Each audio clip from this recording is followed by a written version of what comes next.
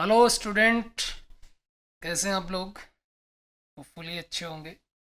Start करते हैं हमारा टॉपिक। आज का डिस्कशन टॉपिक है हमारा सिंपल हार्मोनिक मोशन। तो लेक्चर सीरीज में सिंपल हार्मोनिक मोशन हम कंप्लीट करेंगे।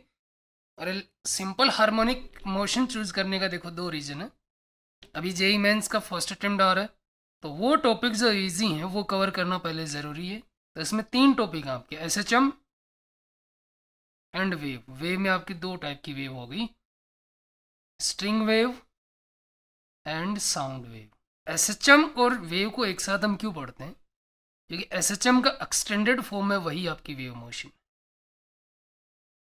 एसएचएम में अगर मान लीजिए जो पार्टिकल एसएचएम कर रहा है, जिस डायरेक्शन में एसएचएम कर रहा है, उसके परपेंडिकुलर डायरेक्शन में आपने कांस्टेंट वेलोसिटी दे दी। कांस्टेंट वेलोसिटी दे दी किधर? जैसे मान लीजिए एसएचएम कर रहा है वो इस डायरेक्शन में, एक्स डायरेक्शन में, आपने इसके परपेंडिकुलर वाई या जेड डायरेक्शन में इसको एक कांस्टेंट वेलोसिटी और दे दी। तो ट्रांसलेटरी मोशन एक एक्स्ट्रा करवा दी परपेंडिकुलर डायरेक्शन में, और जो पहले से एसएचएम हो रहा था वो हो ही रहा है। That is your wave motion और नथिंग एल्स। और कुछ भी नया नहीं है इसमें। वेव मोशन जब मैं पढ़ाऊंगा इसके बाद अगला लेक्चर सीरीज अपना है वेव मोशन का रहेगा, उसमें डिटेल से एलाबोरेट करके आप इसको विजुअलाइज कर सकते हैं। मगर पहले आपको एसएचएम समझना जरूरी है। अब एसएचएम देखो क्या है, आपका special case of A periodic motion. तो सबसे पहले कंसेप्ट आता है हमारा पीरियोडिक मोशन क्या होती है। पीरियोडिक मोशन की सिंपल सी डेफिनेशन है that repeats after a fixed time period.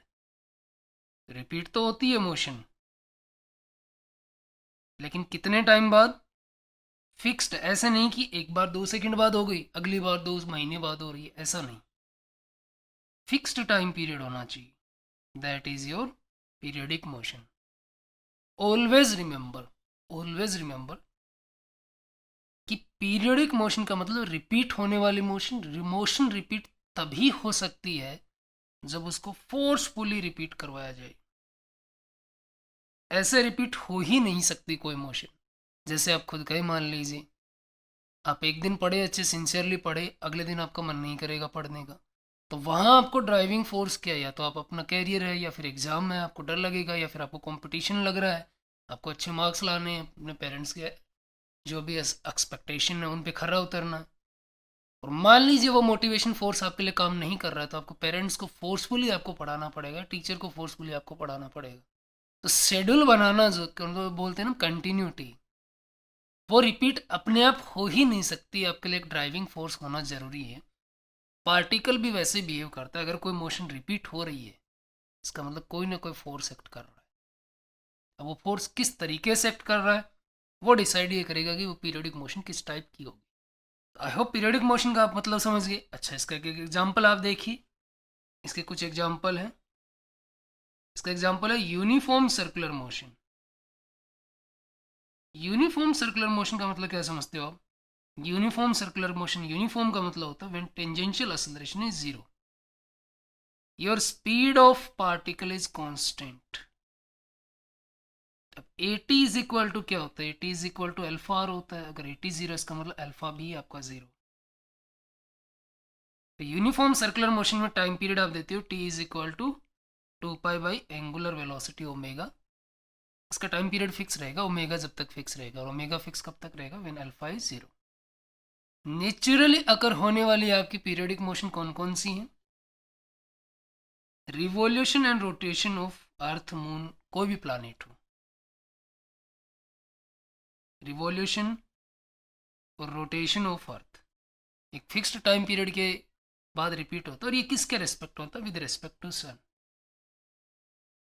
अगर आप किसी गैलेक्सी दूसरी गैलेक्सी में जाके देखोगे तो वो अर्थ की मोशन रिपीट नहीं हो रही होती है, क्योंकि सब कुछ रिलेटिव होता है यूनिवर्स में। तो सन के रेस्पेक्ट में वो रिवॉल्व होती है, रोटेट होती है। सन खुद मूव कर रहा होता है गैलेक्सी में। तो सन के रेस्पेक्ट में हम बात कर रहे हैं।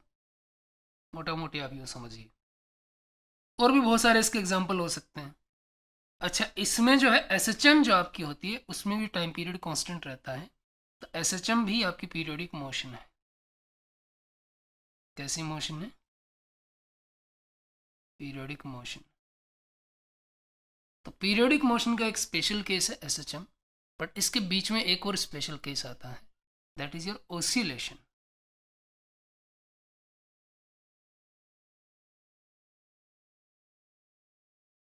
सो what do we mean by oscillation? देखो यही पीरियोडिक मोशन जो है वो एक लाइन के अलोंग हो रही हो, एक लाइन के अलोंग हो रही हो, पार्टिकल इधर जा रहा है, वापस इसी लाइन पे आ रहा है, वापस इधर ही जा रहा है। ये रिपीटेशन, मैं इसको थोड़ा सा नीचे ड्रॉ कर रहा हूँ वापस आने को, बट एक स्ट्रेट लाइन पे ही। तो बेसिकली ये इस लाइन के अबाउट सिमेट्रिक है। तो जो येलो कलर वाली है वो रिपीटेशन मोशन है, और रेड कलर की जो लाइन है आपकी वो आपकी इसके परपेंडिकुलर लाइन है। तो दोनों जो इंटरसेक्ट करेंगे किसी एक पर्टिकुलर पॉइंट पे, ये वाला पॉइंट, इस पॉइंट ओ के अबाउट ये मोशन आपकी सिमेट्रिक होगी, सिमेट्रिक मोशन होगी। और ये देखो एक पॉइंट के लेफ्ट और राइट की तरफ मोशन हो रही है जिसको हम बोलते हैं to and fro motion, to and fro motion. अभी क्यों होती है, किस तरीके से होती है, देखो जो पॉइंट ओ है जिसके अबाउट ये सिमेट्रिक है, जब पॉइंट ओ से मान लो ये राइट की तरफ जा रही है बॉडी या पार्टिकल, तब की इसकी वेलोसिटी v है, और इस वाले पॉइंट पे, एंड पॉइंट पे जाके वापस मुड़ रही है जिसको हम बी पॉइंट लिख रहे हैं, और लेफ्ट की तरफ ए पॉइंट लिख रहे हैं। तो बी पर ये वापस तभी मुड़ेगी जब वेलोसिटी जीरो हो जाए बी पॉइंट पर। वेलोसिटी जीरो कब हो, जब एक्सेलरेशन इधर हो लेफ्ट की तरफ। एक्सेलरेशन इधर कब होगा, जब फोर्स भी आपका इधर होगा। अब ये फोर्स बहुत तरीके से वेरी कर सकता है ये फोर्स कांस्टेंट रहे, जब ये ओ से बी जाए तब लेफ्ट की तरफ लगे, या जब ये ओ से ए की तरफ जाए तब राइट की तरफ लगे, ऐसा भी हो सकता है। और किस तरीके से वेरी करे उस पर डिपेंड करेगा कि ऑसिलेशन किस टाइप का होगा। तो आई होप ऑसिलेशन का भी आपको मतलब समझ में आ गया। To and fro motion is oscillation, and it is a special case of periodic motion. This is a special type of periodic motion, special type of periodic motion. So every oscillation is periodic motion, but every periodic motion is not a oscillation. I hope ये समझ में आया। अगला है इसमें SHM। SHM क्या है? SHM special type का ओसिलेशन है, सिंपल हार्मनी में रहने वाला, सिंपल हार्मोनिक ओसिलेशन है। हार्मनी का मतलब क्या होता है, खुद भी सस्टेन करे औरों को भी करने दे। तो एनर्जी ना तो बाहर से ले एनवायरनमेंट से, ना एनर्जी दे, यानी अपनी एनर्जी को कांस्टेंट रखे। तो सिंपल हार्मोनिक में एनर्जी क्या रहेगी आपकी, कांस्टेंट रहेगी। अब देखो हमने ये बोला था कि पार्टिकल मान लीजिए टू एंड फ्रो मोशन करता है आपका, ये जो लाइन है इसके परपेंडिकुलर मान लीजिए इधर गया वापस आया, फिर वापस लेफ्ट की तरफ गया इधर आया। ये एक लाइन पे हो रहा है, पर लाइन पे मैं इसको थोड़ा नीचे शो कर रहा हूँ, वापस रिटर्निंग मोशन को। इस वाले पार्ट को थोड़ा सिमेट्रिकली बना लेते हैं, यूँ। जहाँ के जिसके अबाउट ये मोशन सिमेट्रिकली हो रही है वहाँ पर हम ये एक्स डायरेक्शन के अलोंग हो रहे थे, यहाँ पर x is equal to zero set कर देते हैं। अगर मान लीजिए x is equal to zero, जो आपकी जो बीच में पॉइंट है, देखो राइट साइड में भी वैसी मोशन हो रही है इसकी, और लेफ्ट में भी वैसी मोशन हो रही है, सिमेट्रिकली मोशन हो रही है। तो ये जो position x is equal to zero, that is the mid position. और मिड पोजीशन या हम इसको मीन पोजीशन भी बोल देते हैं। जिस पॉइंट के अबाउट सिमेट्रिक मोशन हो रही है दोनों तरफ, that is your mean position, also called equilibrium position. Equilibrium position किसको कहते हैं, जहां पर नेट फोर्स जीरो होता है। इस पोजीशन पर भी आपका नेट फोर्स जीरो होता है। कैसे? जैसे मान लीजिए पार्टिकल आपका x is equal to zero से पॉजिटिव डायरेक्शन में गया, यहाँ पे चला गया। पार्टिकल आपका इस पॉइंट पर लोकेटेड है, यहाँ से एक्स डिस्टेंस पे। जो ये रेड वाली लाइन है that is your mean position, mean position से एक्स डिस्टेंस पे है। तो इस पर एक रीस्टोरिंग फोर्स लगेगा जो इसको वापस इधर लाना चाहेगा। वो रीस्टोरिंग फोर्स आपका पीछे की तरफ लगेगा, रीस्टोरिंग फोर्स। अगर ये रीस्टोरिंग फोर्स है F S, restoring force proportional है मीन पोजीशन से डिस्प्लेसमेंट के, अगर ऐसा है तो ही ये एसएचएम है, अदरवाइज एसएचएम नहीं है। अगर ये रीस्टोरिंग फोर्स प्रोपोर्शनल हो गया माइनस x की पावर 1.5 के या 1.1 के, then it is not SHM। अब अप्रोक्सीमेशन, अगर मान लीजिए अक्स बहुत छोटा है तो अप्रोक्सीमेशन में आप यूज़ कर सकते हैं। अगर अप्रोक्सीमेशन में निकल के आ जाता है तो हम इसको अप्रोक्सीमेट SHM मान लेते हैं, जैसे हम आगे एग्जाम्पल भी करेंगे। But simply proportional to -x, that is your simple harmonic motion. अगर F S proportional to -x है तो एफ एस की वैल्यू कितनी हो जाएगी? आप प्रोपोर्शनल हटा के इक्वल लगाएंगे तो एक कांस्टेंट आ जाएगा, दैट विल बी k। अगर आपकी इस तरीके की मोशन है तो ही SHM है। तो कोई मोशन आपकी SHM है कि नहीं, आप कैसे करेंगे? उस पर निकालें नेट फोर्स, उसकी जो भी मीन पोजीशन है, मीन पोजीशन पर नेट फोर्स कितना हो जाएगा? 0। उससे आप डिस्प्लेस कीजिए। अगर उस पर फोर्स इस तरीके से आ रहा है -kx, फिर x is the displacement from mean position, displacement from mean position. तो इन टर्म्स का मतलब भी आपको पता होना चाहिए। This is displacement from mean position. Mean position का मतलब क्या हो गया? This is also your equilibrium position. Equilibrium position, rest position नहीं, इक्विलिब्रियम पोजीशन। इक्विलिब्रियम पोजीशन का मतलब जहां पर नेट फोर्स 0 हो, वेलोसिटी नहीं, नेट फोर्स 0। इन टर्म्स का मतलब आप ध्यान में रखिएगा, थोड़ा सा अलर्ट रह के। हर एक कही हुई बात स्टेटमेंट होता है, हर स्टेटमेंट एक कंसेप्ट होता है, हर कंसेप्ट एक क्वेश्चन होता है। फिजिक्स अगर आप पढ़ रहे हैं तो एफ एस इज -kx, अगर ऐसा है तो ये SHM।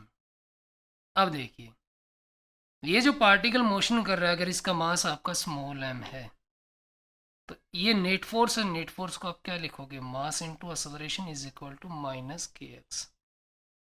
So your a is equal to minus का k/m इनटू x।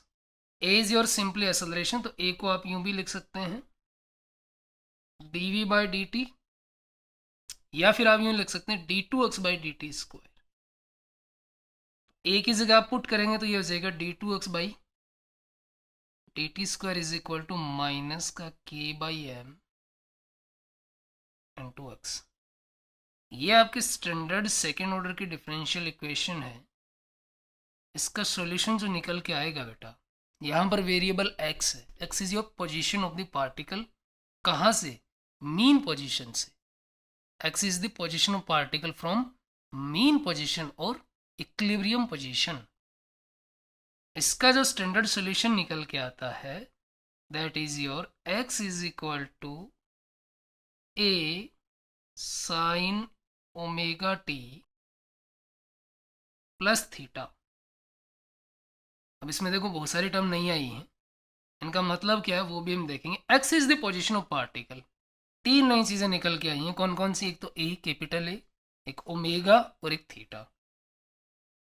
ओमेगा तो देखो इसमें ये होता है, ये जो k/m है ना, ये ओमेगा स्क्वायर होता है, यही आपका ओमेगा स्क्वायर होता है। तो ये जो इक्वेशन, इसको आप यूं भी लिख सकते हैं d2x/dt² is equal to minus omega square x। तो जो अभी जैसे आप एक्सेलरेशन की इक्वेशन बनाइए, f is equal to -kx, उसमें आप मास से डिवाइड कर दीजिए, एक्सेलरेशन की इक्वेशन बन जाएगी। तो जो x के मल्टीप्लाई में जो भी टर्म आ रही है, that is your omega square. So here your omega square is your k/m। Omega square is your k/m, और simply omega is equal to √k/m। अब आपको SHM की इक्वेशन बनानी है तो आप पहले a is equal to minus omega square की x की इक्वेशन बनाइए, उसके बाद बाकी चीज़ों पर बात होगी। ओमेगा की बात हो गई। सेकेंड आपका है कैपिटल A। ये कैपिटल A क्या है? ये कैपिटल A को अपन बोलते हैं एम्पलीट्यूड। ये एम्पलीट्यूड क्या होता है? देखो मीन पोजीशन से पार्टिकल यहाँ पे मूव कर रहा था, देखो ये वाली सिचुएशन है। मीन पोजीशन से x में पॉजिटिव डायरेक्शन में एक मैक्सिमम डिस्टेंस तक जाएगा और वापस मुड़ेगा। तो जो मैक्सिमम डिस्टेंस कवर कर रहा है, कहाँ से? मीन पोजीशन से, that is your amplitude. Amplitude is the maximum displacement from mean position. अब डिस्प्लेसमेंट तो पॉजिटिव नेगेटिव दोनों हो सकता है, तो यहाँ पर राइट साइड में प्लस है, लेफ्ट साइड में माइनस है, तो मैं डिस्प्लेसमेंट ना बोल के इसको डिस्टेंस बोलता हूँ, या magnitude of maximum displacement from mean position आप यूं भी बोल सकते हैं। This is your magnitude of maximum displacement. सिर्फ इतना मत लिख दीजिए, क्योंकि मैक्सिमम डिस्प्लेसमेंट तो किसी के भी रेस्पेक्ट में हो सकता है। कहाँ से? फ्रॉम मीन और इक्विलिब्रियम पोजीशन। अब मीन पोजीशन से आप उसको मैथमेटिकली नहीं एक्सप्रेस कर पाओगे, तो आप इसको इक्विलिब्रियम पोजीशन बोलिए। मीन पोजीशन को आप आइडेंटिफाई कैसे करोगे? जैसे कॉम्प्लेक्स सिचुएशन होंगी तो उसमें आप देख लीजिए, जहां पर पार्टिकल इक्विलिब्रियम में है, जिस पॉइंट पर इक्विलिब्रियम में है, that is your mean position, right. अच्छा, इस एक्सट्रीम पोजीशन की एक चीज और है, देखिए वापस यहाँ पे आपने वनडे में क्वेश्चन किए होंगे कि पार्टिकल जब वापस मुड़ता है, जिस पॉइंट पे वापस मुड़ता है, जिसको हम टर्निंग पॉइंट बोलते हैं, उस टर्निंग पॉइंट पर हमेशा वेलोसिटी जीरो होती है पार्टिकल की। तो velocity at turning point is always zero. तो यहाँ राइट साइड में भी जीरो और लेफ्ट साइड में भी वेलोसिटी जीरो। और ये टर्निंग पॉइंट को हमने बोला क्या है? राइट साइड वाले को प्लस ए बोला है एम्पलीट्यूड, और लेफ्ट वाले को माइनस ए। यानी जो एम्पलीट्यूड पे जब पार्टिकल होगा तो वहां पर वेलोसिटी हमेशा जीरो होगी, या फिर जहां पर वेलोसिटी जीरो है, अगेन मैं रिपीट कर रहा हूं, इस पे क्वेश्चन बनते हैं, जहां पे वेलोसिटी जीरो है वो आपकी एम्पलीट्यूड वाली पोजीशन है। या फिर एम्पलीट्यूड को हम एक चीज और बोलते हैं, इस पोजीशन को हम बोलते हैं एक्सट्रीम पोजीशन। क्या बोलते हैं? एक्सट्रीम। ये राइट वाला एक्सट्रीम, ये लेफ्ट वाला एक्सट्रीम। तो जब भी पार्टिकल एक्सट्रीम पोजीशन पर या एम्पलीट्यूड पर होगा, एम्पलीट्यूड का मतलब जब डिस्प्लेसमेंट उसका एम्पलीट्यूड होगा, उस टाइम पर वेलोसिटी जीरो होगी। या जब वेलोसिटी जीरो है ऐसे में किसी भी पॉइंट पे, इसका मतलब वो एक्सट्रीम है। मैं लिख देता हूं इस नोट को, आप भी लिख लीजिए। Eight extreme x is equal to plus minus a, velocity is zero, or if v is zero at some point or some position, then that is your extreme position, that is your extreme position। और जिस position पर net force zero है वो आपकी equilibrium position. I hope amplitude का मतलब भी समझ में आया। अब थीटा, यहाँ पर थीटा की वैल्यू कितनी होगी? तो थीटा की वैल्यू समझने के लिए थीटा को हम बोलते हैं initial phase. Initial phase theta. अब इनिशियल फेज समझने से पहले आप फेज समझिए। तो देखो, जो एक्स की जो इक्वेशन आई है, इसमें ट्रिग्नोमेट्रिक फंक्शन है साइन। इस साइन के अंदर जो भी इनपुट है ना आपका, ये वाला complete input, this is your complete input. This complete input is called phase. This complete input is called phase. यानी ये ओमेगा टी प्लस थीटा जो है, दैट इज योर फेज। एक चीज आप नोटिस कीजिएगा, यहाँ पे यहाँ जो फेज है वो टाइम के साथ लीनियरली इंक्रीज हो रहा है। इस फेज को डिनोट करते हैं फाई से। तो phi is equal to omega t plus theta. Time के साथ लीनियरली इंक्रीज हो रहा है आपका फेज। लीनियरली, ये इंपॉर्टेंट रिजल्ट है, क्योंकि आगे आप जब क्वेश्चन डाटा याद रखोगे तो ये सब चीज़ें याद रखनी पड़ेंगी, तभी आप क्वेश्चन जल्दी से कर पाओगे, मतलब with in 30 second. Linearly varies with time, right. Time बढ़ेगा उसके साथ लीनियरली आपका इंक्रीज होगा फेज। और टाइम मोस्टली बढ़ता ही है, क्योंकि घटता तो है नहीं, प्रैक्टिकली पॉसिबल ही नहीं है घटाना। पर ओवरऑल फेज आपका नेगेटिव हो सकता है अगर थीटा आपका, जैसे मान लीजिए t is equal to zero पे या किसी भी टाइम पे थीटा नेगेटिव में हो और वो डोमिनेट कर जाए, तो फेज नेगेटिव भी हो सकता है। बट जनरली हम क्वेश्चन जो करेंगे उसमें ये फाई जो है फेज है, तो हमेशा हमारा पॉजिटिव ही रहेगा। तो फेज आपको समझ में आया। यही phase t equal to zero पे कितना हो जाएगा? Phi at t is equal to zero, phi is equal to theta.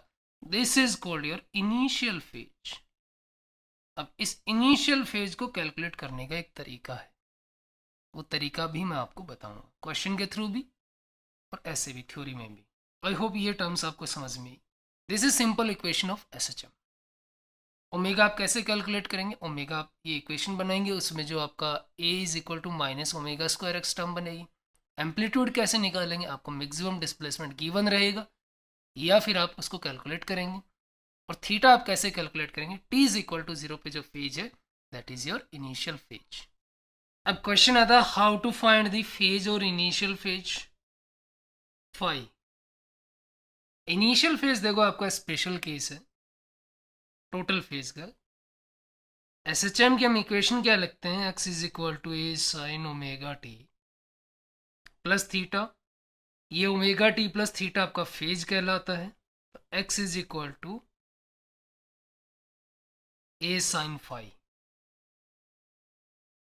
अच्छा, वो जो स्पेशल केस है कि t equals to 0, omega t plus theta जो हमने फेज बोला था, phi is equal to theta हो जाता है। उसको भी कैलकुलेट करने का तरीका है, वो किस तरीके से यूज में आएगा हम बात करेंगे।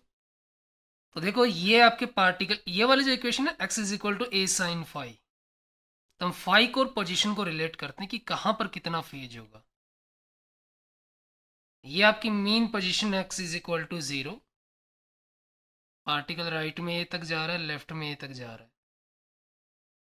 This is x is equal to a, x is equal to a. Left में यहां पर x is equal to minus a. अगर मैं इसमें पुट करूं कि फाई इज इक्वल टू, जैसे मान लीजिए पोजीशन के हिसाब से मैं देखता हूं, तो पहला केस हम लेके चलते हैं when x is equal to 0। If x is equal to 0 then x is equal to a sine phi. इसको अगर हम 0 पुट करें तो साइन फाई 0 आ जाएगा। तो फाई 0 आपका 0 से 2 पाई के इंटरवल, साइन फाई आपका 0 से 2 पाई के इंटरवल में व्हेन फाई इज इधर 0 और पाई। तो ये जो x इज इक्वल टू 0, वहां पर दो फेज हो सकते हैं, कौन कौन सा? 0 और पाई। सेकेंड आपका सेकेंड है x इज इक्वल टू ए।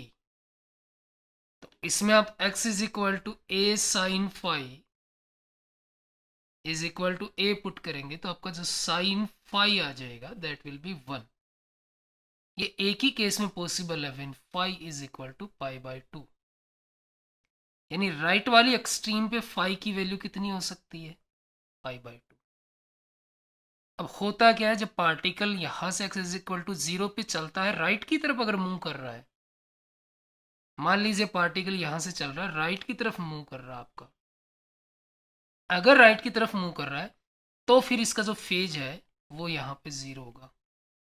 लेकिन अगर पार्टिकल यहाँ से चल के लेफ्ट की तरफ जा रहा है तब उसका फेज जो है वो आपका पाई इज इक्वल टू पाई होगा। 0 से चला पॉजिटिव की तरफ और एक्सट्रीम पे गया तब कितना हो गया फेज? Pi by 2। अभी मैंने बोला था कि phase increases linearly with time. तो 0 से पाई बाय 2 जितने टाइम में बढ़ेगा उतना ही पाई बाय 2 से पाई टाइम में बढ़ेगा। तो 0 से एक्सट्रीम तक जाने में जितना टाइम लेगा उतना ही एक्सट्रीम से वापस मीन पोजीशन में आने में टाइम लेगा, because phase increases linearly with time. अब देखिए नेगेटिव एक्सट्रीम पे फेज कितना होगा? तो थर्ड अपना है when x is equal to minus a. When x is equal to minus a, x is equal to a sine phi. इसमें हम माइनस ए की जगह पुट करेंगे तो a sine phi, your sine phi is equal to -1 and your phi is equal to 3 pi by 2। Minus pi by 2 पर भी होता है, लेकिन हमारा फेज का जो इंटरवल है दैट इज 0 to 2 पाई।